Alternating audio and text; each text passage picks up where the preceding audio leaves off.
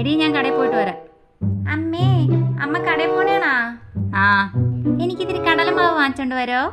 കടലമാവൊക്കെ വാങ്ങാൻ പറയണുണ്ടല്ലോ. എനിക്കെന്തോ സ്പെഷ്യൽ ഉണ്ടാക്കി തരാനായിരിക്കും. ഏതായാലും ഇത്തിരി വാങ്ങിച്ചോണ്ട് വരാം.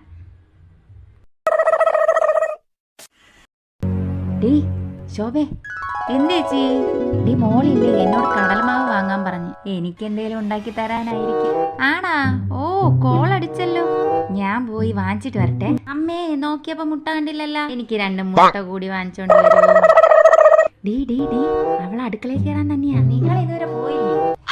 എന്നോട് മുട്ട മേടിക്കാൻ പറഞ്ഞ് 2 വാങ്ങാനാ പറഞ്ഞ്. ഞാൻ 5-6 വാങ്ങിച്ചിട്ടുണ്ട്. നീയേ ചായ കുടിക്കാൻ അങ്ങോട്ട് വാ കേട്ടോ. എനിക്ക് തോന്നണത് മുട്ട ബജി ഉണ്ടാക്കാനാണെന്നാ.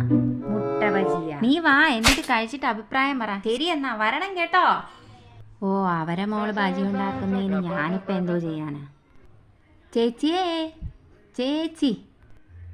ആ, നീയായിരുന്നോ?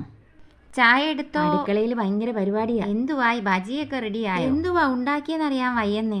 ഞാൻ അങ്ങോട്ട് പോയില്ല. എന്തായാലും തിന്നിട്ട് കൊള്ളൂലെങ്കിലും നല്ല അഭിപ്രായം പറയണേ. ഞാൻ എടുത്തിട്ട് വരാം. നീ അവിടെ ഞാൻ വരാം, ചായയും കൊണ്ട് വരാം. മോളെ, ബജി ശരിയായാ?